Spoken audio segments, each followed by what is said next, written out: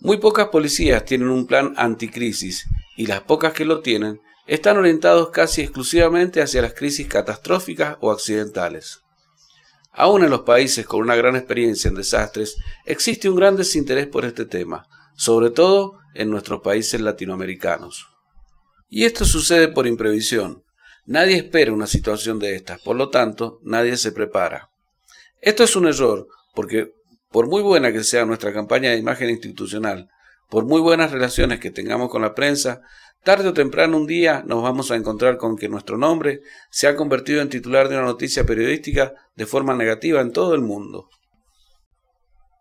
Muy a menudo tendemos a infravalorar los riesgos potenciales. Sucede frecuentemente que menospreciamos y subestimamos algunas situaciones que después se convierten en escándalos que llevan a una crisis. Un hecho sencillo y que podría ser solucionado adecuadamente, pero es mal atendido, mal administrado y concluye de manera inesperada, y la prensa que llega en busca de una primicia. Esto es suficiente para desencadenar una serie de situaciones negativas, pero generalmente no creemos que sea para tanto. Vinculamos, por lo general, la noción de crisis exclusivamente con catástrofes o accidentes imprevisibles. Creer que únicamente una inundación, una contaminación química o cualquier situación de estas connotaciones son críticas es un error que se paga caro. Otra causa del desinterés es que pensamos en lo enredado y complejo que supone casi siempre la organización de un equipo que pueda darnos una solución, y que estos solo existen en los países más desarrollados. Además, es muy difícil encontrar bibliografía que nos pueda guiar en su formación y concreción.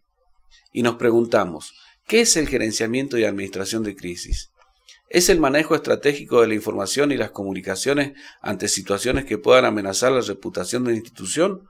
¿O es el poder darle solución a problemas sumamente amenazadores? Este tipo de crisis se caracteriza por ser inesperadas, coartando la capacidad de reacción. Casi siempre son imprevisibles. Son hechos de relevancia pública. Tienen una alta potencialidad de causar pánico. Siempre son noticia. Tienen grandes posibilidades de originar la muerte de personas. Diversos especialistas nos dan su punto de vista sobre estas técnicas, cuyas opiniones analizaremos a continuación. Ernesto Ochoa nos dice que la respuesta de los gobiernos para contrarrestar estas acciones, en la mayoría de los casos a cargo de grupos tácticos, culminaron con resultados nefastos por carecer de personal especializado con base de propuestas adecuadas para resolver estos hechos.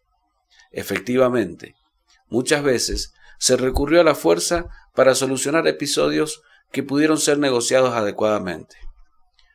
Por mencionar los hechos más destacados, digamos que ocurrió, por ejemplo, en el aeropuerto de Malta, en Waco, Texas, o en la toma de rehenes de las Olimpiadas de Múnich en 1972, y en muchos otros episodios de los que tal vez no tengamos conocimiento. Sin embargo, cada episodio crítico tiene características propias, y analizar cada uno de ellos implica un estudio metódico y pormenorizado de cuáles fueron los motivos que llevaron a las autoridades a actuar de una manera violenta. Por lo tanto, cuando analizamos las crisis con tomas de rehenes calificadas de alto y altísimo riesgo, no debemos pensar en esos conflictos críticos como procedimientos de simple resolución y evolución, sino como incidentes donde deben aplicarse técnicas complejas.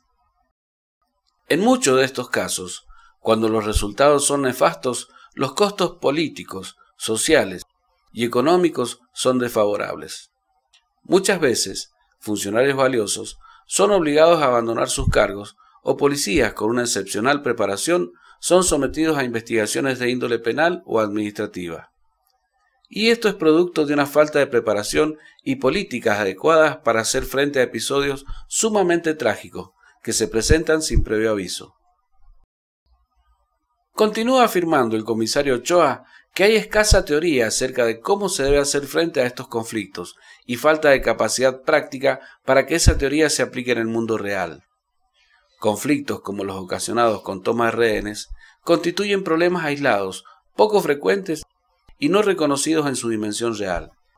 Es así, cuando se emplean técnicas convencionales para resolver este tipo de conflictos, por lo general, basados en el uso inmediato de la fuerza, los resultados de la ineficiencia son inmediatos. personas heridas de ambos bandos, una imagen poco humana de la policía que interviene. Algunas veces se producen excesos y en otras, aún actuando dentro del marco de la ley, se cobran vidas.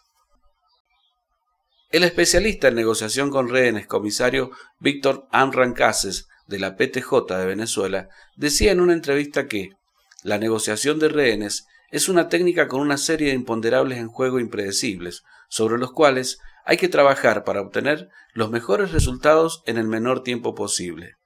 No se puede improvisar, decía, pues la vida de rehenes, policías y secuestradores está en juego. Y es cierto. Aun cuando sepamos cómo montar los procedimientos, qué está ocurriendo y prever la evolución de los acontecimientos en base a parámetros más o menos estandarizados, nunca podremos predecir total y certeramente su desenlace si no hemos aquilatado un adecuado desarrollo del aprendizaje. Esto es así porque al ser eventos caóticos, donde está en juego una serie de elementos aleatorios, más la incertidumbre de la conducta humana, lo impredecible siempre estará presente. Watson Consultores presenta Seminario Virtual de Gerenciamiento y Administración de Crisis de Alto Riesgo y Negociación para la Liberación de Rehenes, nivel 1.